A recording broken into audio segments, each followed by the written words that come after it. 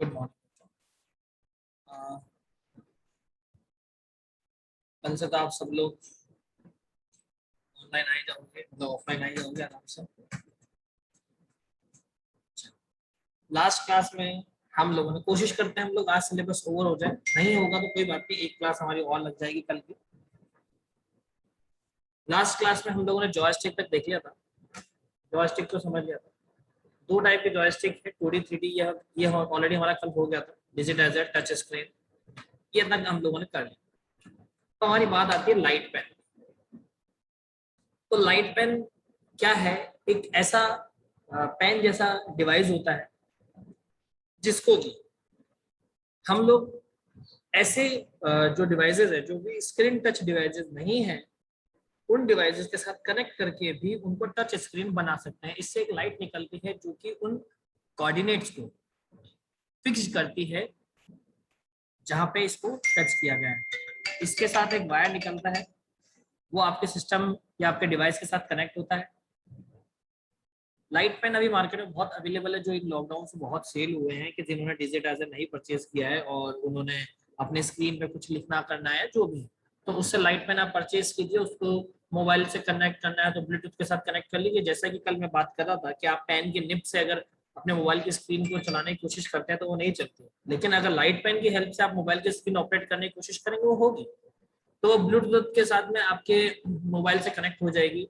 और अगर सिस्टम है तो सिस्टम में एक केबल के थ्रू आपके मोबाइल से कनेक्ट हो जाएगी। और उसके बाद वो जो आपकी स्क्रीन है वो उसको टच स्क्रीन बना देगी। मतलब टच स्क्रीन बोलो तो with the help of light pen, आप उस पेन की हेल्प से अब उस स्क्रीन को कंट्रोल कर सकते हैं। ठीक, ये होता है लाइट पेन। तो जनरली लाइट पेन आपके सीआरटी मॉनिटर्स को ऑपरेट करने के लिए यूज, लेकिन हमेशा याद रखें इससे एक बीम निकलती है जो आपकी स्क्रीन पे जाती है। और उस जो आपकी जो जैसे सीआरटी मॉनिटर पे जनरली काम किया जाता था, तो सीआरटी मॉनिटर पे जो फॉस्फोरस की स्क्रीन होती है, ये उस फॉस्फोरस की स्क्रीन को क्या करती थी, वहां से जो उसके डायोड होते हैं उनको कैच करती थी, उनपे रिफ्लेक्ट करती थी। और जैसे ही वो डायोड से जैसे वो पिक्सल हाईलाइट होते थे, आपकी स्क्रीन ये समझती थी कि वो पिक्सल जल रहा है, वो पिक्सल हाईलाइट हो रहा है, तो उसके कोऑर्डिनेट आपके सिस्टम को वो क्या करती थी, रिटर्न कर दिया करती थी। इस तरीके से ये लाइटिंग पेन वर्क करता था।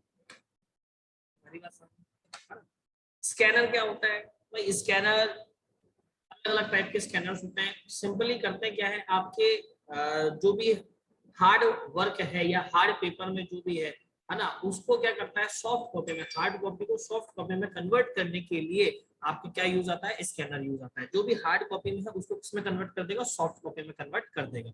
आपकी बात समझ में? चाहे आपकी फोटो हो, चाहे आपका कोई डॉक्यूमेंट हो, चाहे आपका कुछ भी हो, उसको स्कैन करके किसमें कन्वर्ट करता है, सॉफ्ट कॉपी में कन्वर्ट कर देता है। ठीक है।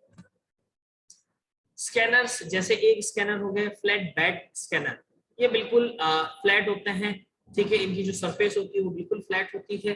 ठीक है, आप यहाँ पे कोई इमेज रख सकते हैं, आप कोई डॉक्यूमेंट रख सकते हैं, और ये चीजें स्कैन करके उसको किस में कन्वर्ट कर देंगे, डिजिटली में कन्वर्ट कर देंगे। तो फ्लैट बेड स्कैनर जो होते हैं लाइक जस्ट आपकी फोटो कॉपी जो मशीन होती है, बिल्कुल उसके तरीके से होते हैं। ठीक है। एक होता है बारकोड रीडर। बारकोड रीडर भी एक तरीके का स्कैनर होता है जो एक स्पेसिफिक जो डिजाइन होती है, जो स्पेसिफिक कोड होता है, सिर्फ उसी को स्कैन करता है। आप ऐसे ही किसी पे लेके उसको घूमेंगे तो उसको स्कैन नहीं करेगा। ये स्पेसिफिक जो बार्स होती हैं उनके पीछे लिखे नंबर्स को स्कैन करता है, उनके पीछे वो कोड को स्कैन करता है। तो वो हमारे पास जो सेकंड टाइप का स्कैनर है, that is your bar code scanner. ठीक है। फिर आप आते हैं डेटा ग्लव्स। डेटा ग्लव्स के बारे में आप में से कोई समझा सकता है? बहुत अच्छी चीज है डेटा ग्लव, कोई भी आप में से समझा सकता है डेटा ग्लव कि डेटा ग्लव्स क्या होता है?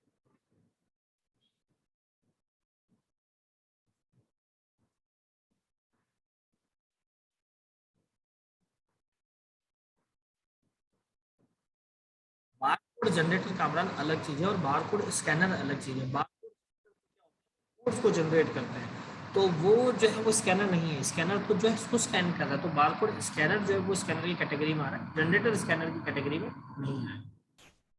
डेटा ग्लव क्या होता है बच्चों, ऐसा समझो जैसे आपने बहुत बार देखा होगा कि जैसे आपको कार चलाना सीखनी है, तो मैं हर बार एक एग्जांपल देता हूँ।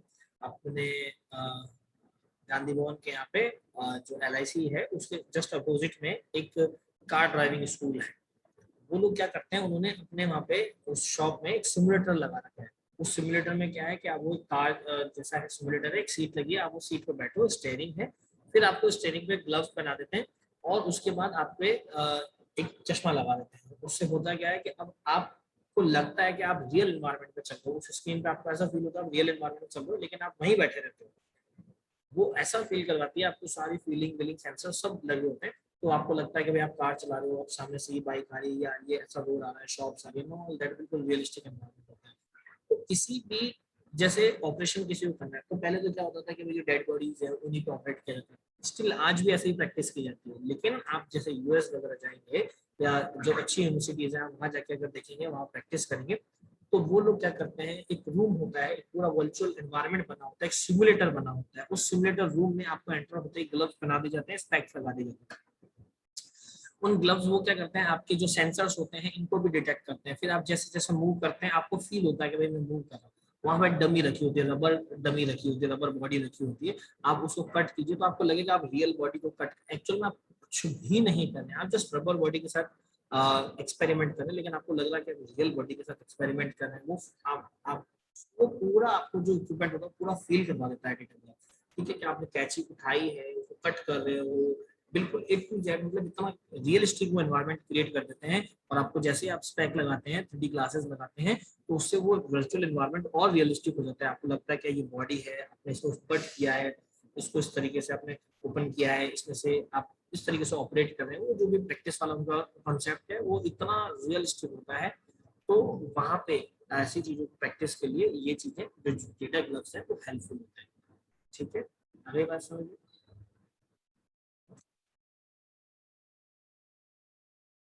ग्लव्स के बाद आते हैं microphones. I don't think so कि आप लोगों को मुझे समझाना पड़ेगा कि माइक्रोफोन एक इनपुट डिवाइसेस है, लाइक जैसे माइक है, आप इसमें बोलेंगे, कंप्यूटर उसके सिग्नल्स को, उसकी फ्रीक्वेंसी को डिटेक्ट करेगा और आपकी वॉइस को वहाँ पे रिकॉर्ड करेगा और फिर वो वॉइस आउटपुट डिवाइसेस के थ्रू बाहर आपके सिस्टम से निकलेगा। आई डोंट थिंक सो कि मुझे ये समझाने की भी जरूरत पड़ेगी आपको।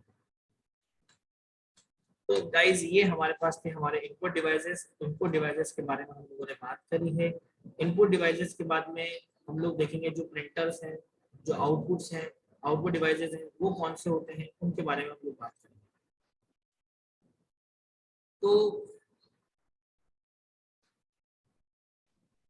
देखिए अब हम बात करते हैं आपके जो आउटपुट डिवाइसेस हैं, क्योंकि यही आपका जो एक सिलेबस का पार्ट है लास्ट वो बाकी रहा है, उसके अलावा सारी चीज ओवर है।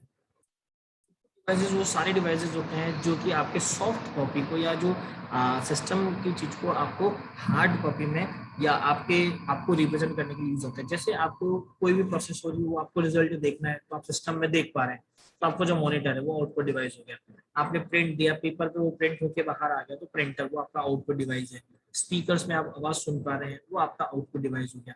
तो इस तरीके से जो भी ऐसा डिवाइस जो आप सिस्टम के आउटपुट को आपको शो कर रहा है, आपको रिप्रेजेंट कर रहा है, they all are your output devices. हरी बात समझ। तो आउटपुट डिवाइसेस की कैटेगरी में अगर हम चले तो सबसे पहले हम लोगों को प्रिंटर पढ़ना पड़ेगा। प्रिंटर भी देखें तो एक एक्सटर्नल हार्डवेयर डिवाइस है। आउटपुट डिवाइसेस में अगर समझे तो प्रिंटर्स पे क्वेश्चंस आते हैं थ्योरेटिकल कि भैया हैंड हेल्ड प्रिंटर्स क्या होते हैं, ड्रम प्रिंटर्स क्या होते हैं, व्हील प्रिंटर्स क्या होते हैं, चेन प्रिंटर्स क्या होते हैं, वो सारे आपको समझने पड़ेंगे। तो प्रिंटर जो है हमारे पास दो टाइप के हैं, इम्पैक्ट प्रिंटर और नॉन इम्पैक्ट प्रिंटर। क्या होते हैं इम्पैक्ट प्रिंटर और क्या होते हैं नॉन इम्पैक्ट प्रिंटर, किस तरीके से टाइपराइटर्स पहले वर्क करते थे, चेन क्या होता है, व्हील क्या होता है, ड्रम प्रिंटर्स क्या होता है, उसका ड्रम क्या होता है, लेजर क्या होता है, कौन सा प्रिंटर ज्यादा सही रहता है, लेजर प्रिंटर सही रहता है या नॉन लेजर रहता है, कलरफुल में क्या डिफरेंस है, ब्लैक एंड व्हाइट में क्या है, कैसे हम लोगों को प्रिंटर सजेस्ट करना चाहिए, अगर मैं घर के लिए यूज कर रहा हूँ तो मुझे कौन सा प्रिंटर लेना चाहिए, वो सब अब आपको समझ में आएगा। तो printer there are two different type of printers, one is impact printer and another one is non impact printer. तो प्रिंटर जो है इम्पैक्ट और नॉन इम्पैक्ट प्रिंटर है गाइस। तो जो इम्पैक्ट प्रिंटर है उसमें दो प्रिंटर्स आते हैं, डेजी व्हील और dot matrix print. Impact printer में दो तरीके के प्रिंटर आते हैं, डेजी व्हील प्रिंटर और dot matric printer. Non impact printer में तीन तरीके के प्रिंटर देखने को मिलेंगे, इंकजेट, थर्मल और लेजर। इंकजेट, थर्मल और लेजर, 3 तरीके के प्रिंटर इधर देखने को मिलेगा। अब बात करते हैं इम्पैक्ट प्रिंटर की। तो इम्पैक्ट में आपको पता है डेजी व्हील और डॉट मैट्रिक 2 तरीके हैं। डेजी व्हील में जैसा कि वर्ड से ही मीनिंग हो रहा है कि इसमें कोई व्हील होगा, है ना। डॉट मैट्रिक प्रिंटर में वर्ड से मिल पा रहा है कि डॉट्स होंगे। इंकजेट प्रिंटर में समझ में आ रहा है कि इसमें इंक डलेगी, है ना। अब लेजर में कि इसमें कुछ लेजर बीम निकलेगी, और थर्मल में अब क्या होगा वो हम आगे देखते हैं। चलिए इम्पैक्ट प्रिंटर पे अपन बात करते हैं, ठीक है। तो इसमें क्या होता है इम्पैक्ट प्रिंटर में कि इसमें एक हेड लगा होता है, वो पूरे पेपर पे ऐसे इस तरीके से घूमता है, और उस पेपर पे वो क्या करता है, प्रिंट करता चला जाता है, कैरेक्टर्स प्रिंट करता चला जाता है। थर्मल ये जो इम्पैक्ट प्रिंटर्स होते हैं इसमें डायग्राम्स प्रिंट करना कॉम्प्लिकेटेड होता था और इतना एफिशिएंट डायग्राम नहीं आता था। थर्मल प्रिंटर आज भी यूज में लिए जाते हैं। आपने देखा होगा कि जैसे आप जेलन जाइए तो जेलन में जो प्रिंट हो रहा है वो थर्मल प्रिंटर है। हम लोग गैस लेने जाते हैं तो गैस के जो कूपन्स आते हैं जिनमें दोनों साइड में ऐसे होल्स होते हैं, उस पर जो प्रिंटिंग हो रही है वो थर्मल प्रिंटर से हो रही है। धीरे धीरे इनको रिप्लेस किया जा रहा है, लेकिन अभी भी थर्मल प्रिंटर्स का लोग यूज करते हैं। तो जहाँ पे टेक्स्ट वाला पार्ट है, जहाँ पे सिर्फ छोटे छोटे से टेक्स्ट आपको प्रिंट करने हैं, उसके लिए thermal printer, sorry impact printer जो है वो बहुत यूजफुल है। प्रिंटर्स को और भी तरीके से डिवाइड किया गया है, character printers, line printer, paragraph printer. तो वो हम लोगों को नहीं समझना है, हम लोगों को मेन समझना है कि जो इम्पैक्ट और नॉन इम्पैक्ट है वो कैसे। इम्पैक्ट प्रिंटर में आपने देखा सबसे पहले डेजी व्हील प्रिंटर। अब डेजी व्हील प्रिंटर किस तरीके से वर्क करता है वो समझिए। तो it's a type of printer that produce a high quality print and is often referred to as a letter quality printer. The system uses a small wheel with each letter printed on it is metal और plastic, ठीक है। देखो इसको बहुत simple से समझते हैं। तो डेजी व्हील प्रिंटर में इस तरीके का एक व्हील लगा होता है। डेजी व्हील प्रिंटर में इस तरीके का एक व्हील लगा होता है। उस व्हील पे हर कैरेक्टर के लिए एक एक कैरेक्टर प्रिंट होता है, हर कैरेक्टर होता है, और बहुत छोटा सा व्हील होता है। तो ये जो एक व्हील मतलब एक बार होती है, उस बार में एक छोटा सा ब्लॉक होता है, उस ब्लॉक के अंदर एक छोटा सा व्हील होता है। अब जैसे जैसे आपको प्रिंट करना, तो व्हील क्या करेगा, वो रोटेट करेगा, और जो कैरेक्टर आपको प्रिंट करना है वो कैरेक्टर उठ के उस पर स्ट्राइक कर देगा। किस पे कर देगा, आपके पेपर पे। तो ये घूमता चला जाएगा और स्ट्राइक करते। तो अब जब भी ये जो इम्पैक्ट प्रिंटर में डेजिबल प्रिंटर है, जब भी आप इसकी प्रिंटिंग देखेंगे तो आप देखेंगे ये थोड़ा सा नॉइजी होता है, ये आवाज करता है, इधर उधर मूव करता है तब भी, और ये व्हील रोटेट करता है तब भी, और ये जब पेपर पे स्ट्राइक करता है तो भी ये क्या करता है, थोड़ा सा आपको आवाज करता है। डेजिबल प्रिंटर जो लो क्वालिटी के पेपर्स होते हैं, बहुत बहुत बहुत ज्यादा लाइट पेपर्स जो होते हैं, बहुत गंदे पेपर्स जो होते हैं, मतलब जो कि बहुत लाइट हो, जिन्हें यूज एंड थ्रो वाली बात करें, उन पेपर्स पर प्रिंटिंग करने के लिए डेजिबल प्रिंटर बहुत अच्छे प्रिंटर्स होते हैं आज भी। लेकिन क्योंकि आज अगर आप लेजर प्रिंटर्स में उनको प्रिंट करोगे तो आपके पेपर के जलने के चांसेस बहुत ज्यादा रहते हैं। तो इसी यही एक रीजन है कि डेजी व्हील प्रिंटर जो है वो आज भी यूज हो रहे हैं बहुत जगह पे, क्योंकि उन पेपर्स की जो क्वालिटी होती है वो बहुत लो क्वालिटी होती है।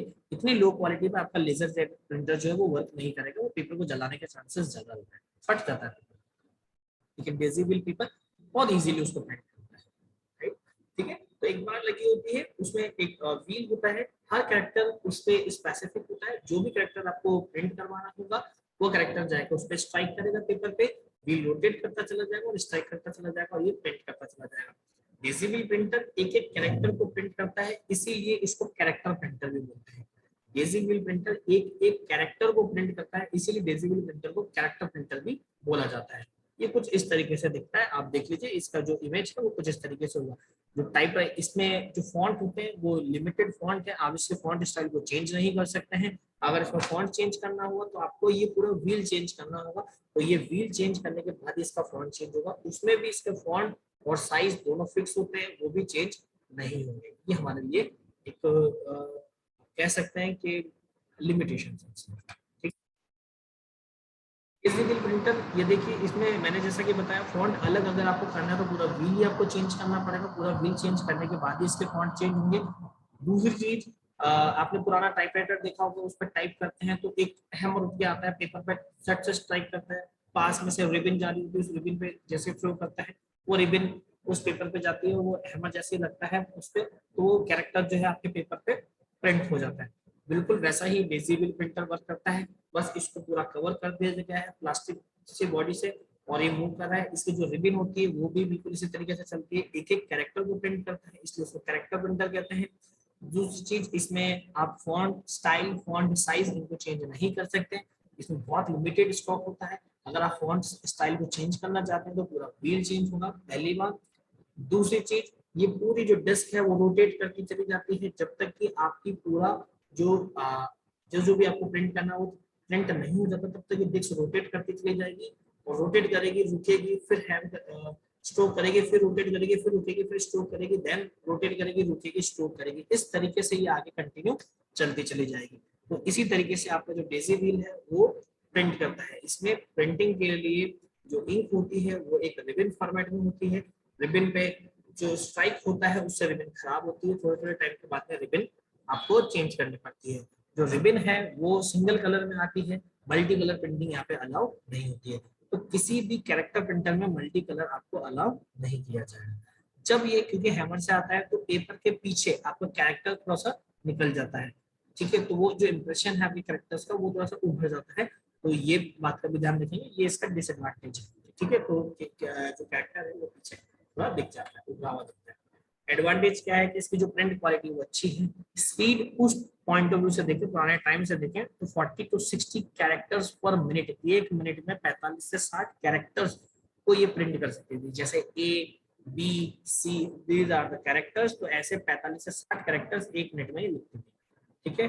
और ये जो फॉन्ट है कैरेक्टर्स को वो इजीली चेंज किया जा सकता है। मैं फिर बता रहा हूँ, चेंज करने के लिए आपको पूरा जो इसका व्हील है वो चेंज करना पड़ेगा, तब जाके जो फॉन्ट का कैरेक्टर्स है और जो स्टाइल है वो दोनों चेंज होता है, ठीक। ऐसा नहीं कि आप अंदर ही अपनी स्पीड को जो कैरेक्टर के साइज को बड़ा इंक्रीज और डिक्रीज कर सकते हैं, जैसा कि अभी अपन आजकल के प्रिंटर्स में करते हैं, ऐसा नहीं होता। डिसएडवांटेज क्या है, बहुत ज्यादा नॉइजी है, ग्राफिक्स नहीं ड्रॉ होते हैं, सिर्फ टेक्स्ट होगा, single type face is allowed, सिर्फ एक बार में एक ही तरीके का फॉन्ट इसमें चलेगा। will needed to be changed when we need to change the typeface, जब अगर मुझे फॉन्ट स्टाइल चेंज करना हो तो मुझे व्हील ही चेंज करना पड़ेगा। सिंगल कलर में प्रिंट करता है, अगेन हम सेइंग है ना, सिंगल कलर में प्रिंट करता है। फिर आता है आपके पास डॉट मैट्रिक प्रिंट, ठीक है। डॉट मैट्रिक प्रिंटर भी इम्पैक्ट प्रिंटर्स की तरह है, और इसको भी उसी यूज के लिए लिया जाता है जिसके लिए हम लोग डेजी व्हील को ले रहे हैं। डेजी व्हील का अपग्रेडेड वर्जन जो है वो डॉट, एक प्रिंटिंग हेड होता है, ठीक है, जो आगे पीछे मूव होता चला जाता है, ठीक है। ये क्या करता है, जैसे टाइप, जस्ट एक समझ लीजिए टाइपराइटर का अपडेटेड वर्जन है, ये टाइपराइटर का अपडेटेड वर्जन है। इसमें भी वही एक रिबन चलती है, वो रिबन ऐसे बहुत ज्यादा नॉइस करती है और इधर उधर वो रिबन चलती है, और जैसे ही आपको कुछ कैरेक्टर प्रिंट करना है तो इसमें पिन्स होती है, उस पिन्स का सेट होता है, जो भी कैरेक्टर को पिन बनाना है वो पिन्स बाहर आएंगी, उस पे किस पे करेगा, रिबन पे स्ट्राइक करेगी, और वो रिबन पे स्ट्राइक करते वो कैरेक्टर आपके पेपर पे छप जाएगा, और फिर वो पिन्स आगे जाएंगे, दूसरा कैरेक्टर प्रिंट करना है उसको स्ट्राइक करेगी, फिर आगे जाएगी दूसरा कैरेक्टर। तो इस तरीके से वो क्या करता है, आपके जो कैरेक्टर्स को है प्रिंट करता है कहाँ पे, आपके पेपर पे। डॉट मैट्रिक जो प्रिंटर है इसमें डॉट्स बन के वो कैरेक्टर्स बनते हैं, इसलिए इसका नाम जो है डॉट मैट्रिक्स बना है। दूसरी चीज, मैट्रिक्स फॉर्मेट में पिन्स अरेंज होती है, एक मैट्रिक्स फॉर्मेट में अरेंज होती है, तो इसीलिए इसमें इसको डॉट मैट्रिक्स प्रिंटर बोला है। Dot matric printer Daisy wheel से किस तरीके से अलग है, क्योंकि इसमें कुछ ग्राफिक्स अलाउ किए जाते हैं, डेजी व्हील में किसी भी तरीके का ग्राफिक नहीं बनेगा, डॉट मैट्रिक में कुछ ग्राफिक्स अलग। इस तरीके से वर्किंग होगी, एक रिबन होगी इंक की जो पेपर पे होगी, जैसे ये पेपर है तो यहाँ पे एक रिबन आ जाएगी, क्योंकि आपको ये लाइन प्रिंट करनी है, रिबन आ जाएगी। फिर जो प्रिंटिंग हेड है वो स्ट्राइक करेगा बार बार, ठीक है, और पेपर्स पे क्या करेगा, डॉट बनाएगा, तो जैसे जैसे वो डॉट्स बनते चले जाएंगे वो डॉट्स के हिसाब से कैरेक्टर बनेगा। तो मैंने बोला यहाँ पे पिन्स का सेट होता है, तो बहुत सारी ऐसे पिन्स होंगी वो जो इस मैट्रिक्स फॉर्मेट में यहाँ पे स्टोर होंगी। आपको ए बनाना है तो जो ए शेप की पिन्स होंगी वो बाहर आ जाएगी, बाकी सारी पिन अंदर आएंगी, वो आपके उस रिबन पे स्टोर कर देंगे। तो जैसे वो रिबन पे स्टोर करेंगे, छोटे डॉट के फॉर्मेट में आपका ए जो कैरेक्टर है वो पेपर पे बन जाएगा। यहाँ पे जो पिन्स के सेट होते हैं वो 9 और 24 पिन्स के सेट होते हैं। इन पिन्स को अगर देखें तो 1 इंच में 360 डॉट्स ये लोग ये पिन्स जो है वो बना सकते थे। ये जो रिबन है और जो पिन है वो हमेशा हॉरिजॉन्टली ही मूव करती थी, वर्टिकली मूवमेंट इसमें पॉसिबल नहीं होता था। ये जो प्रिंट करती है वो left to right, left to right, left to right, left to right ही प्रिंटिंग इसमें चलते थे। ठीक है। डॉट मैट्रिक प्रिंटर जो है इसमें टेक्स्ट और इमेजेस डॉट्स के पैटर्न में अलाउ है। जो टेक्स्ट होगा वो भी डॉट्स में आएगा और जो इमेज बनेगी वो भी डॉट डॉट के फॉर्मेट में ही यहाँ पर प्रिंट की जाएगी। छोटी छोटी सी प्रिंट होती हैं और प्रिंट्स के सेट होते थे 9, 24, 26, इस तरीके से अलग अलग प्रिंट्स के सेट आप ले सकते थे, लेकिन वो भी लिमिटेड थे। बहुत अच्छे लेवल पे जाके आप उसको इस तरीके से एक पिंस का सेट होता था जिसमें ये सारी पिंस लगी थी। अगर ए बनाना है तो ए वाली पिन, बी बनाना तो बी वाली, सी बनाना सी जो शेप होगा उतने पिंस बाहर आ जाएंगी, बाकी पिंस अंदर आएंगी और वो आपके उस पे स्ट्रोक करेगी, आपके रिबन पे स्ट्रोक करेगी और वो रिबन आपके पेपर पे जाके लगेगा और उतना ही शेप जो इसने बनाया है वो आपके पेपर पे क्या हो जाएगा, ड्रॉ हो जाएगा। हरी बात समझ। ये इस तरीके कुछ इसका है। आप देखेंगे जो पुराने प्रिंटर्स होते हैं, आप एक बार जेलन में इमरजेंसी में जाइएगा तो वहां पे देखेगा कि जो उनके जो प्रिंटर्स लगे हैं वो इस तरीके के लगे हैं। ठीक है, उसमें इन्हीं पेपर्स को यूज किया जा रहा है। और अगर इसका आउटपुट देखेंगे तो ये देखिए इस तरीके से इसका आउटपुट जो डॉट्स होते हैं बहुत छोटे छोटे से डॉट्स बनके ये इस तरीके से इसको रिप्रेजेंट। एडवांटेजेस क्या है? एक्सपेंसिव कम है, टाइपिंग और प्रिंटिंग में कॉस्ट कम आती है, लेकिन आजकल के प्रिंटर से कंपैरिजन में तो ज्यादा ही कॉस्ट है उसकी। आजकल के जो प्रिंटर्स हैं वो बहुत कम कॉस्ट है। डिसएडवांटेज अगेन नॉइसी है, रेजोल्यूशन लो है, सिंगल कलर को सपोर्ट करता है, फॉन्ट बहुत लिमिटेड होते हैं, ज्यादा नहीं चेंज कर सकते और ग्राफिक्स जो है वो बहुत घटिया क्वालिटी के ग्राफिक्स होते हैं, डॉट डॉट डॉट बन के आते हैं तो बिल्कुल कुछ समझ में नहीं आता। तो ग्राफिक्स तो बहुत घटिया क्वालिटी के होते हैं, ये इसके डिसएडवांटेजेस थे। आजकल के प्रिंटर्स को इनसे कंपेयर नहीं किया जा सकता, वो बहुत एडवांस टेक्नोलॉजी पे बेस्ड है। ठीक है, तो ये आपके दो तरीके के प्रिंटर हुए। एक मतलब इम्पैक्ट प्रिंटर में डेजिबल प्रिंटर और डेजिबल दो प्रिंटर मतलब हम लोग पढ़ चुके हैं। ठीक है, पिन और डेजिबल, तो दो बात हम लोगों ने देखी। अब हम आएंगे लाइन प्रिंटर पे। लाइन प्रिंटर को समझने से पहले ये बताओ अभी तक जो बात आपने समझी है इसमें किसी को कोई डाउट है तो क्लियर करो, यस और नो। किसी भी स्टूडेंट को कोई डाउट है तो बताओ, यस और नो, जल्दी से मैसेज करो फटाफट। कोई डाउट है या नहीं अभी तक जो पढ़ा है?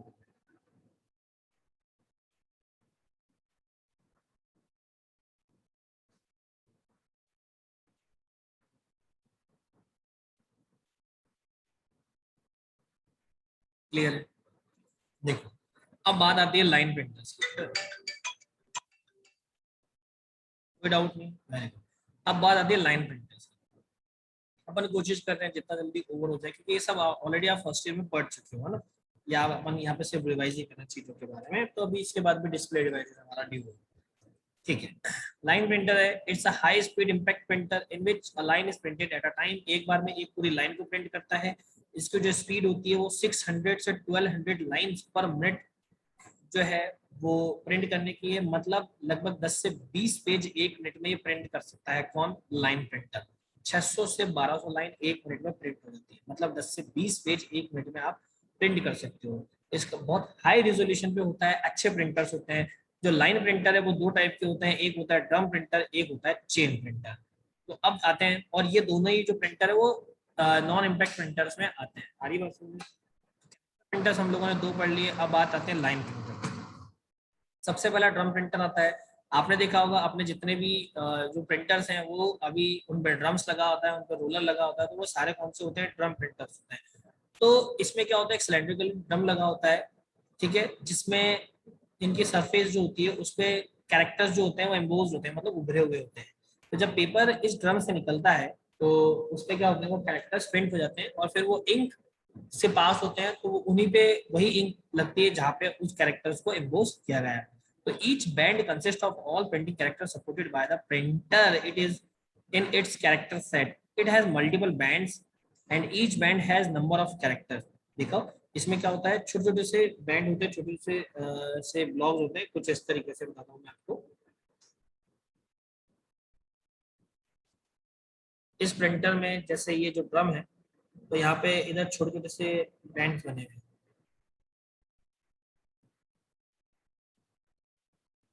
और हर छोटे छोटे बैंड में कैरेक्टर्स के सेट हैं, A to Z, A to Z 129 029 इस तरीके से अलग अलग कैरेक्टर्स के सेट है। तो जब यहाँ पे प्रिंटिंग होनी है उसमें जो कैरेक्टर्स होंगे वो इसमें से निकल के आएंगे और यहाँ पे चले जाएंगे, यहाँ से चले जाएंगे, यहाँ से चले जाएंगे, इस तरीके से। तो एक बार में पूरी एक लाइन जो प्रिंट होगी वो इस तरीके से प्रिंट होगी, एक बार में एक लाइन एक साथ प्रिंट होगी। फिर ये रोलर मूव करेगा, पेपर थोड़ा सा मूव करेगा, वापस से यही प्रोसेस चलेगा और इस तरीके से पूरी पूरी लाइन एक साथ ड्रॉ होती चली जाएगी। तो आपका जो ड्रम प्रिंटर है वो कुछ इस तरीके से वर्क करता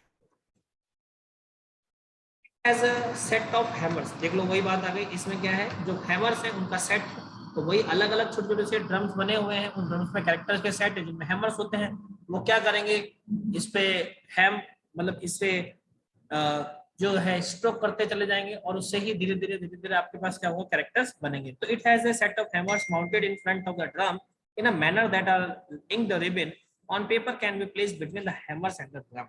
ड्रम और आपका जो जितने भी छोटे छोटे ब्लॉक्स हैं उन दोनों के बीच में एक रिबन लगी होगी। तो जैसे ही वो रिबन में हैमर स्ट्राइक करेगा तो जो भी सेट ऑफ कैरेक्टर है वो एक साथ पूरी लाइन को क्या करेगा, स्ट्राइक करेगा और पूरे पेज पे एक लाइन एक साथ क्या हो जाएगी, प्रिंट हो जाएगी। और जैसे ही वो रोलर थोड़ा सा मूव करेगा फिर रोलर के साथ पेपर मूव करेगा, लेकिन जो सेट ऑफ कैरेक्टर्स है वो जो रिबन है उनकी पोजीशन चेंज नहीं होगी, वो वहीं रहेंगे। पेपर मूव करेगा यहाँ पे और इस तरीके से पूरी पूरी लाइन एक साथ प्रिंट होगी, एक साथ। ठीक है, ये देखिए कुछ इस तरीके से, कुछ इस तरीके से आपका रहता है। हर जगह छोटे छोटे सेट है जिसमें सब जगह कैरेक्टर्स है, तो जो भी कैरेक्टर आपको चाहिए वो कैरेक्टर एक साथ आपके पेपर पे प्रिंट होगा इस रोलर पे ऐसा।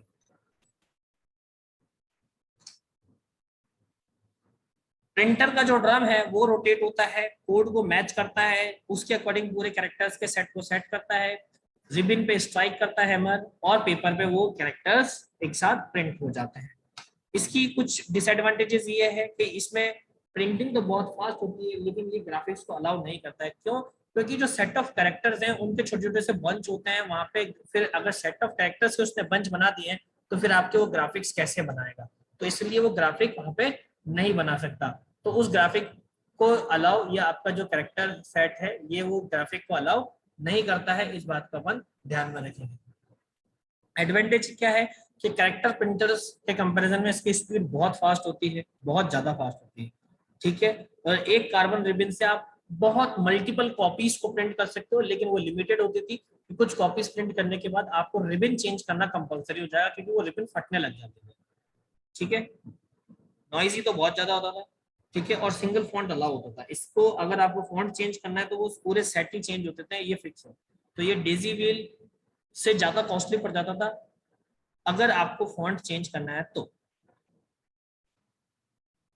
प्रिंटर में बाद में जो आपका ड्रम प्रिंटर हुआ है उसके बाद में एक और प्रिंटर आता है which is called chain printer. Chain printer क्या करता है, इसमें एक चेन मूव करती जाती है और उस चेन में कैरेक्टर्स के सेट लगे होते हैं, जैसे साइकिल में चेन होती है तो उनके बीच में जो गैप होता है, इसी तरीके से इसमें भी एक चेन रोटेट करती है, उसके बीच में गैप होता है, उस गैप में सेट ऑफ कैरेक्टर्स। तो जिस तरीके से आपका ड्रम प्रिंटर वर्क कर रहा है बिल्कुल सेम वर्किंग आपके चेन प्रिंटर की हो जाएगी। ड्रम प्रिंटर में तो क्या हुआ, ड्रम पे छोटे छोटे से सेट्स बने हुए और यहाँ पे चेन पे छोटे छोटे से सेट बने हुए, वो चेन आपके पेपर पे मूव करती चली जाएगी रिबन के साथ में और वो पूरी पूरी क्या करेगी, एक जैसे 48 64 96 कैरेक्टर्स के सेट होते हैं और वही हैमर से उस चेन पे स्ट्राइक होता है, वो आपके पेपर पे जाता है रिबन के साथ में और वो कैरेक्टर को क्या कर देता है, प्रिंट कर देता है। इसकी जो स्पीड है ड्रम प्रिंटर के कंपैरिजन में और फास्ट होती है। तो good speed as compare to character printers can print multiple copies using same carbon ribbon. Disadvantages क्या है, वही ग्राफिक को सपोर्ट नहीं करेगा और वही सेम सिंगल टाइप फेस को सपोर्ट करेगा, लेकिन ड्रम प्रिंटर के कंपैरिजन में चेन प्रिंटर ज्यादा स्पीड से वर्क करता है। ठीक, नॉन इम्पैक्ट प्रिंटर है तो नॉन इम्पैक्ट प्रिंटर तो ऑब्वियस सी बात है नॉन इम्पैक्ट प्रिंटर ही चलता है। अब नॉन इम्पैक्ट प्रिंटर में अगर हम बात करें तो ऐसे प्रिंटर जो पेपर को ही टच ना करे, ठीक है, और उसकी इमेज बना के उसको प्रिंट करते हैं, तो वो कैसे काम करते हैं, मतलब जो हैमरिंग वाला कॉन्सेप्ट है वो हैमरिंग वाला कॉन्सेप्ट यहाँ पे खत्म हो जाता है। अब वो इसमें कौन कौन से प्रिंटर आएंगे जो हैमरिंग वाले कॉन्सेप्ट को खत्म कर देते हैं, तो उसमें आता है desk jet, ink jet, laser, thermal और barcode printer. Desk jet, ink jet, laser, thermal, barcode. मैं आपको पहले तो इन सबके एग्जांपल समझा देता हूं। बारकोड प्रिंटर जो होता है वो सिर्फ बार कोड प्रिंट करने के लिए ही यूज आता है, क्योंकि इसमें गमिंग शीट जाती है जिसकी जो क्वालिटी होती है वो बहुत लो होती है। प्लास्टिक का पेपर होता है, प्लास्टिक टाइप का पेपर होता है जिसपे लेमिनेशन कोटिंग होती है, जो कि वो पेपर खराब नहीं होता है और वो गमिंग शीट लगा होता है। तो उसको प्रिंट करने के लिए स्पेशली प्रिंटर्स बनाए गए हैं जिनको बारकोड प्रिंटर बोला गया है। वो एक स्पेसिफिक डिजाइन को ही प्रिंट कर सकते हैं, बाकी सब किसी चीज को प्रिंट वो नहीं करते हैं। थर्मल प्रिंटर क्या होता है, आपने थर्मल प्रिंटर और ये जो थर्मल प्रिंटर होता है, थर्मल प्रिंटर में एक्चुअल में क्या है कि बहुत घटिया क्वालिटी का पेपर लगता है, जो कि आप देखते फाड़ दोगे, मतलब वो बहुत इजी वे में फट जाता है। अगर ऐसे पेपर्स को हम लोग हमारे नॉर्मल प्रिंटर्स में चलाए तो हमारे प्रिंटर में आग लग सकती है। तो थर्मल प्रिंटर जो होता है वो बहुत लो लेवल का पेपर यूज करता है, जिससे कि आपके बिलिंग बिलिंग कॉन्सेप्ट में जो यूज आते हैं बारकोड प्रिंटर का जैसा ही कॉन्सेप्ट थर्मल प्रिंटर अपनाता है, बिल्कुल सेम होते हैं, लेकिन जो पेपर क्वालिटी होती है वो और ज्यादा लो हो जाती है किसमें, थर्मल प्रिंटर्स में। तो जब आप शॉपिंग वॉपिंग करने जाते हैं डी मार्ट या फिर कहीं और जाते हैं, विशाल जाते हैं या फिर ये सब जा रहे हैं, कहीं और जा रहे हैं, बिग बाजार जा रहे हैं, तो उनमें जो बिलिंग के लिए जो पेपर यूज हो रहा है वो आप देखेंगे वो पेपर की क्वालिटी कितनी लो होती है। तो उस पर प्रिंटिंग अगर आपको करनी है तो फिर आप लोग थर्मल प्रिंटर को यूज करें। अगर हम लोग नॉर्मल घर पे यूज कर रहे हैं तो हमारे लिए लेजर प्रिंटर सबसे बेस्ट प्रिंटर होते हैं। लेजर प्रिंटर सबसे बेस्ट प्रिंटर होते हैं जो आप घर के नॉर्मल यूज के लिए उसको यूज करना चाहें। इंकजेट और desk jet printer, inkjet printer में क्या होता है कि ये इंकजेट जो प्रिंटर है इसमें इंक की बॉटल्स लगी होती है। तो अगर आपके प्रिंटर कंटिन्यू यूज नहीं आ रहा है तो आप इंकजेट प्रिंटर को नहीं परचेज करें, वो आपके लिए बहुत नुकसानदायक है। कैसे कि इसकी इंक जो होती है वो सूख जाती है, फिर वो दोबारा से नई लगानी पड़ती है, और इंकजेट प्रिंटर की जो इंक्स आती है वो बहुत कॉस्टली आती है। फिर डेस्क जेट में भी कुछ ऐसा ही है। तो हमारे जो हाउस के लिए जो सबसे बेस्ट जो प्रिंटर होते हैं वो लेजर प्रिंटर होते हैं। आपने देखा होगा, आप कभी लैपटॉप लेने जाएंगे तो वो आपको ऑफर देते हैं कि सर 1500 रुपए का आपका एक एक्स्ट्रा अमाउंट लगेगा, 500 रुपए का, और आपको एक प्रिंटर हम लोग फ्री देंगे, कलर प्रिंटर आप लोगों को फ्री देंगे। वो कलर प्रिंटर की आप मार्केट में प्राइस पूछेंगे 1500 से 2000 में वो कलर प्रिंटर मिल जाता है। तो वो जो कलर प्रिंटर होता है वो इंक जेट प्रिंटर होता है, उसमें इंक की छोटी छोटी सी बॉटल लगी होती है दो, और वो जो प्रिंटर होता है वो जो बॉटल्स आती है, अब वो दोनों बॉटल्स ही 500-600 ईच आती है। तो 1200-1300 रुपए की प्रिंटिंग इंक आती है उसमें, और वो आप देखोगे तो 100 पेपर्स भी कंप्लीट नहीं निकालता है, 100 पेपर भी कंप्लीट नहीं निकालता 1200। तो इतना महंगा पड़ जाता है, 12 रुपए पर पेज की प्रिंटिंग की कॉस्ट उस पर पड़ जाती है, वो इतना कॉस्टली होता है। तो इसलिए इंकजेट प्रिंटर प्रिफर नहीं करता है। हाँ, लेकिन जिनके अच्छी क्वालिटी का आपको चाहिए और जो कभी कभी यूज आ रहा है उसके पॉइंट ऑफ व्यू से इंकजेट है। हाँ, मैंने तो बोला ही था ये फर्स्ट ईयर का ही, इसीलिए मैं बहुत फास्ट स्पीड में इसको बढ़ा रहा हूँ फटाफट फटाफट, क्योंकि ऑलरेडी आपने फर्स्ट ईयर में ये सब पढ़ा होगा, ये सब फास्ट स्पीड में इसलिए बढ़ा। तो आ जाता है इंकजेट। तो inkjet printer is a type of non impact printer, ठीक है, that give impression of a image और text as the paper by using spray mechanism, ये स्प्रे कर देती है। तो इंकजेट प्रिंटर में क्या होता है कि भैया नोजल्स लगी होती है, जैसे अलग अलग छोटी छोटी नोजल्स होती है 8, 32, 64 इस तरीके से। तो जितने भी इंकजेट नए प्रिंटर्स आए थे उनमें सब में 64 नोजल्स लगी होती थी। तो वो क्या करते थे, जो इंक की जो ड्रॉप्स है, जो लिक्विड फॉर्मेट में इंक होती थी इसमें, तो नोजल से वो क्या करती थी, स्प्रे कर देते थे इंक को आपके पेपर पे। आपका पेपर क्या होता था, एक रूलर से निकलता था, और उस पर मैग्नेटिक इफेक्ट से वो पूरे पे जो भी कैरेक्टर या जो भी इमेज हम लोगों को प्रिंट करनी है वो वहां पे क्या करता था, मैग्नेटिक इफेक्ट डाल देता। और ये जो नोजल है वो जैसे स्प्रे करती थी तो आपका क्या करता था, वहां पे वो कैरेक्टर्स को क्या करते जाते थे, जनरेट करते जाते थे। तो आप देखना कि जो इंकजेट प्रिंटर है वो कभी जब प्रिंट करते हैं पेपर्स पे तो आपके जो कैरेक्टर्स हैं वो फैले हुए होते हैं, मतलब कहीं पे इंक बिखरी हुई है, कहीं पे क्या हुआ है, क्यों, क्योंकि वो पेपर पे क्या कर रहे हैं, स्प्रे कर रहे हैं, इसीलिए वो इंक बिखर जाती थी। ठीक है, हॉरिजॉन्टली नोजल मूव करके प्रिंट करती थी। डिसएडवांटेजेस वही वाली बात है कि ink bleeding where ink is carried sideways away from the desire location by the capillary effect. तो ये मैंने बताया कि इंक फैल जाती है तो कैरेक्टर बहुत ब्लरी दिखता था, बहुत फैला फैला सा दिखता था, खराब दिखता था। तो इसकी जो प्रिंटिंग है वो बहुत अजीब होती थी। The result is a muddy appearance on some type of paper, कुछ पेपर्स को तो बहुत गंदा इफेक्ट देते थे। तो पेपर्स क्वालिटी का होना बहुत कंपलसरी था, तो ये बहुत कॉस्टली हमारे पास इंकजेट प्रिंटर बैठता था, लोगों ने इंकजेट प्रिंटर को यूज करना ही बंद कर दिया था, नहीं है जनरली इंकजेट प्रिंटर यूज अभी। आप देखते हैं laser printer, laser printer is the best printer, और अभी तक का सबसे बेस्ट लेजर ही है, और यही आपके सबसे अच्छा चलता है। लेजर प्रिंटर में क्या है कि these printers are also called page printer. पूरा पूरा पेज एक साथ प्रिंट करते हैं। एक ड्रम लगा होता है, एक ड्रम में से पूरा पेपर रोटेट होकर निकल जाता है। तो जैसे वो रोटेट होकर निकल रहा है, उस पर मैंने फिर बताया, उस पर एक चार्ज की हेल्प से पूरा जो पेपर है वो चार्ज होकर निकल रहा है। और इसमें जो इंक यूज आती है वो ड्राई इंक यूज की जाती है ना, बिल्कुल पाउडर के फॉर्मेट में इंक यूज आती है। तो जैसे ही रोलर पे से पेपर मेरा निकलता है, तो वो जो पेपर है, जो भी आपको कैरेक्टर्स प्रिंट करने हैं, इमेज प्रिंट करनी है, या जो भी आपको प्रिंट करना है, तो ये क्या करेगा, उन सबको एक चार्ज की हेल्प से वो सारी चीजें आपके पेपर पे ऑलरेडी क्या कर देगा, ड्रॉ करके रख देगा। फिर जैसे ही ये इंक में से ये पेपर बाहर निकलेगा, तो इस पे इंक सिर्फ वहीं रहेगी जहाँ पे चार्ज होगा। जहाँ चार्ज नहीं होगा वहां पे इंक आएगी भी नहीं। तो ये पूरा एक बार में एक पेपर को क्या कर सकता है, प्रिंट कर सकता है। जो टोनर होता है वो देख लीजिए, जो ड्रम है वो पेपर पे रोटेट करता है, पेपर को रोटेट करता है, उसको चार्ज करता चला जाता है, टोनर से इंक निकलती है और वो आपके पेपर पे जाती है। तो जहाँ पे चार्ज होता है वहीं पे इंक रुकती है, बाकी पूरी इंक पेपर से हट जाती है और इजीली आपका पेपर वहां से निकल जाता है। तो आप देखेंगे जब आपका पेपर प्रिंट होकर आता है तो वो गर्म होता है, तो वो चार्ज होता है, उस पर चार्ज लगते हैं, इसीलिए वो पेपर आपका थोड़ा सा गर्म होता है। तो इसीलिए मैंने कहा है कि जो ये प्लास्टिक पेपर्स होते हैं जो आपके प्रिंटिंग के काम में आते हैं, जैसे आपकी इधर उधर आप जाते हैं शॉपिंग करने, तो वहां पे वो जो प्रिंट करके दे रहे हैं, अगर वो पेपर यहाँ पे यूज करेंगे तो ये आपके प्रिंटर को बर्न कर देगा, वो पेपर को अंदर ही आग लगा देगा। बर्न करने के चांसेस ज्यादा होते हैं क्योंकि वो प्लास्टिक पेपर्स होते हैं, बहुत लो क्वालिटी के पेपर्स होते हैं।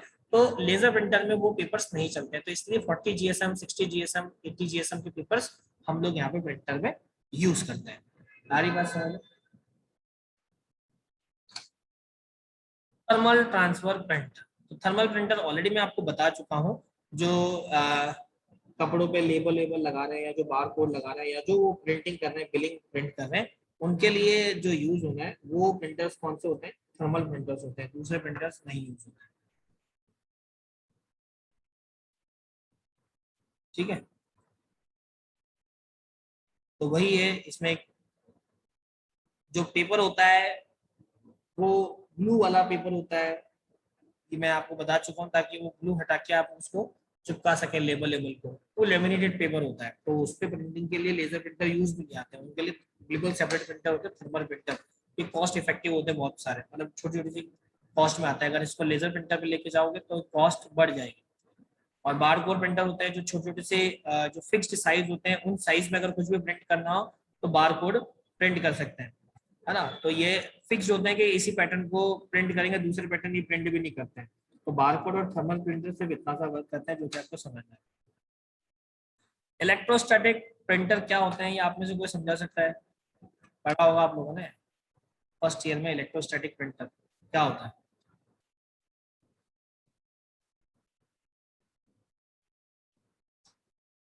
बताओ।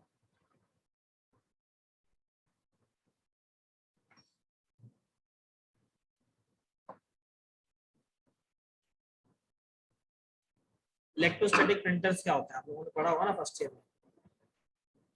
क्या होता है इलेक्ट्रोस्टैटिक प्रिंटर?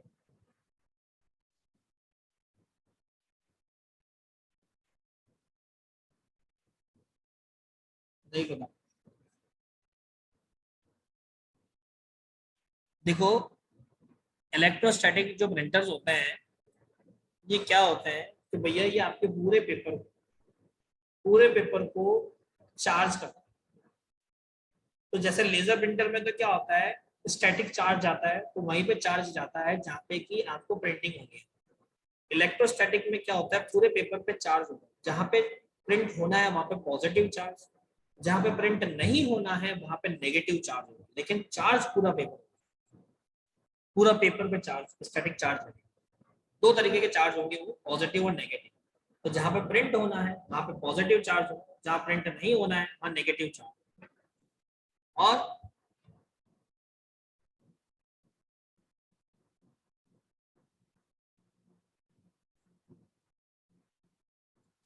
नेगेटिव चार्ज होगा, और इस तरीके से आपका जो प्रिंटर है, वही बात है उसके बाद तो भाई वो जो इंक है वो वही लिखेगी जहाँ पे। अब इसमें भी क्या होता है, पहले डिजिटली इंक जाती है ताकि आपको पता है इसको ये आइडिया हो जाएगा कि क्या पेपर प्रिंट होना है। उसके बाद जो पॉजिटिव चार्ज है वहाँ पे जो आपका इंक है वो वहीं रुकेगी, उसके अलावा जो नेगेटिव चार्ज है उस पर नहीं होगी। ठीक है। तो जो बड़े प्रिंटर होते हैं, जो लीगल पेपर्स हैं या फिर उनसे बड़े जो पेपर्स हैं जिनको प्रिंटिंग पे काम आ रहा है, उनके लिए फिर इलेक्ट्रोस्टैटिक प्रिंटर काम में लिया जाता है। ठीक, देखा होगा कि इलेक्ट्रोस्टैटिक का मैं सबसे इजी एग्जांपल बताऊं तो इलेक्ट्रोस्टैटिक का सबसे इजी एग्जांपल आप देखें, जो आपके हाउस के ब्लूप्रिंट्स होते हैं, घर के जो नक्शे बनते हैं, उन नक्शों पे जो प्रिंटिंग होती है, जो इतने बड़े बड़े प्रिंटर्स वो प्रिंट निकालते हैं, बड़े बड़े 2-2 फीट के पेपर, 1 फीट का पेपर, 3 फीट का पेपर, बड़ा जो पेपर होता है 6-6 फीट के पेपर, इतने बड़ी बड़ी जो ड्राइंग्स प्रिंट होती है, उनके लिए जो प्रिंटर यूज होते हैं वो इलेक्ट्रोस्टैटिक प्रिंटर्स होते हैं। वो पूरे पूरे पेपर को एक बार में पूरा चार्ज करते हैं और वो उसमें नेगेटिव पॉजिटिव दोनों चार्ज लगाते हैं। तो जहां पे नेगेटिव चार्ज होगा वहां पे प्रिंटिंग नहीं होगी, जहां पॉजिटिव चार्ज होगा वहां पे प्रिंटिंग हो जाती है। और ये मतलब मल्टी कलर में प्रिंट कर सकते हैं, लेकिन मल्टी में भी यहाँ पे डबल कलर ही चलते हैं, ब्लैक एंड व्हाइट हो या फिर कोई दूसरा कलर हो तो, लेकिन मल्टी कलर में भी ये लोग प्रिंट करते हैं, ये जो प्रिंटर्स होते हैं। तो ये इसका एग्जाम्पल मैंने आपको बताया, जो घर के नक्शे जो होते हैं, ब्लू जो होते हैं, या जो हाउस प्लान्स होते हैं, जो बड़े प्लान्स होते हैं, जहाँ पे जो बड़े प्रिंटर्स जो प्रिंट करने होते हैं, उनके लिए इलेक्ट्रोस्टैटिक प्रिंटर्स यूज होते हैं। अब ये जो डीवीएस स्टोरेज ट्यूब है गाइस, ये तो आपका डिस्प्ले डिवाइसेस में काम आएगा। ये डिस्प्ले डिवाइसेस के लिए बात है कि जो इस तरीके से डीवीएसटी है, तो इसको हम लोग अभी देखते हैं डिस्प्ले डिवाइसेस में। आवाज तो क्या, इसको डिस्प्ले डिवाइसेस को देखेंगे।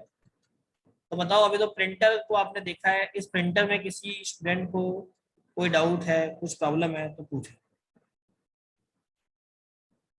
वो सीजी में इनपुट आउटपुट डिवाइस इसलिए डिस्कस हो रहा है क्योंकि आपके कंप्यूटर ग्राफिक्स में एक यूनिट है, उस एक यूनिट में आपके सिर्फ इनपुट आउटपुट डिवाइसेस और प्रिंटिंग डिवाइसेस, जो आपके डिस्प्ले डिवाइसेस हैं वो है। तो वीडियो डिस्प्ले डिवाइसेस का एक और पीपीटी हमारे पास 10-15 स्लाइड्स का बचेगा। देख लेता हूँ कितने स्लाइड्स का है, लगभग 13 स्लाइड्स का है। वो हम लोग एक बार कल देखेंगे और कल फिर आपके सिलेबस को ओवर करेंगे। कल ये सिलेबस आपका ओवर। तो ये बहुत छोटे छोटे से हैं, मैं अभी इसको आपके उस पर डाल दूंगा ड्राइव पे, तो आप उस ड्राइव पे इसको चेक कर सकते हैं। क्योंकि वीडियो डिस्प्ले डिवाइसेस है, मैं आपको एक बार शेयर करके भी बता देता हूँ।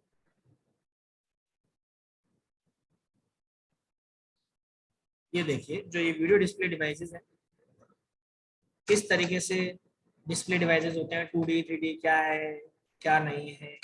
ठीक है, monochrome monitors, colour, LCD, plasma, TFT, CRT, RCRT, ये क्या होते हैं, raster scan, random scan, DBST, colour monitor. Already DBST अभी अपन पहले स्लाइड में था। तो सीआरटी मॉनिटर्स क्या होते हैं, कैसे वर्क करते हैं, रास्टर स्कैन डिस्प्ले क्या होता है। और उसके बाद फिर आपका सिलेबस ओवर हो जाएगा। तो ज़्यादा बड़ा नहीं है, 10-15 मिनट का बचेगा ये। हाँ, प्रथम वो 3D तो अपन अब स्टार्ट करेंगे। तो ये तो जो क्रिटिकल पार्ट है वो मैंने पढ़ा के ओवर कर दूंगा। तो इससे होगा क्या कि जो आपका बीएससी आईटी वालों के साथ में जो सिलेबस है वो ओवर हो गया। फिर उसके बाद बीएससी आईटी वालों का पूरा सीजी कंप्लीट हो गया और इतना ही लास्ट ईयर तक सिलेबस बीसीए में भी था। लेकिन इस ईयर बीसीए में 2 तो 2D के नए टॉपिक ऐड हुए हैं और एक 3D का नया पार्ट ऐड हुआ है। तो लगभग 15 क्लास का सिलेबस आपका बाकी है। हो सकता है 15 से ज्यादा भी चला जाए तो चल जाए, लेकिन इतना तो अभी सिलेबस बाकी है जो बीसीए की क्लास में अब होगा। वीडियो डिस्प्ले में तो फिजिक्स नहीं नहीं, इतना तो फिजिक्स फिजिक्स का काम नहीं आएगा।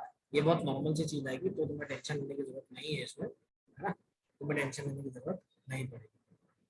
अब आपकी पाइथन की क्लास होगी, उसमें आप लोग बैठेंगे। कैथोड रे ट्यूब, उसकी वर्किंग आपको समझनी है, सिर्फ वर्किंग समझ में आनी चाहिए उसकी, बाकी टेंशन नहीं। वर्किंग समझ में आ गई तो कोई प्रॉब्लम नहीं। 6 मिनट बचे, 6 मिनट में तो पूरा पढ़ नहीं पाएंगे वीडियो डिस्प्ले डिवाइसेस, इसलिए कल की क्लास में इसको देखेंगे, नेक्स्ट क्लास में। तो कल जब आप लोग आओ तो ये जो पीपीटी है डीवीएसटी और ये वीडियो डिस्प्ले डिवाइसेस की ऑलरेडी देख के आना, इसको समझ के आना। मैं भी आपके उस पर ड्राइव पे अपलोड कर देता हूँ, तो दिखा देता हूँ।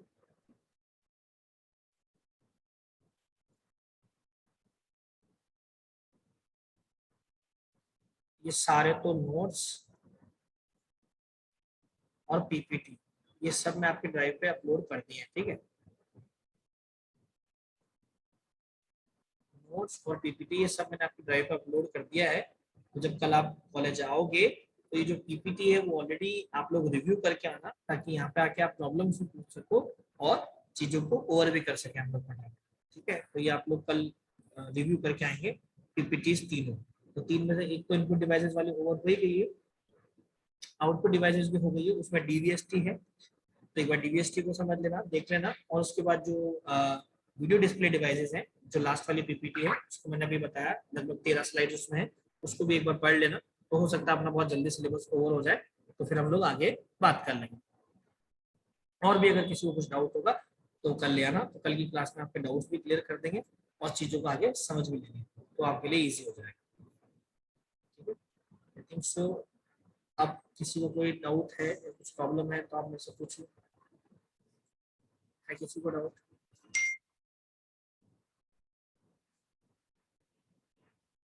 ये मैंने आपकी पीपीटी अपलोड हो गई है वहाँ पे, तो ये सारे पीपीटी अपलोड हो गई है, और जो नोट्स थे पीडीएफ वाले वो भी अपलोड हो गए हैं। तो पीपीटी और नोट्स सब मैंने अपलोड कर दिया आपके ड्राइव पे, जो लिंक आपके साथ शेयर किया गया है उसी लिंक की हेल्प से आप चीज़ों को एक्सेस कर सकते हैं।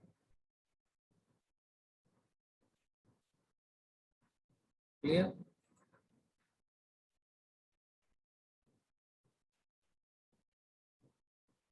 ये लीजिए, सारे नोट्स और पीपीटी अपलोड हो गई है। गाइस अब हम लोग बात करेंगे नेक्स्ट क्लास में, जो हमारा लास्ट छोटा सा टॉपिक है उसके साथ में। बाकी बातें फिर हम लोग कल की क्लास में ही फेस टू फेस करेंगे। ठीक है, thank you so much for today. अभी ऐश्वर्या मैम का वेट कर लेते हैं।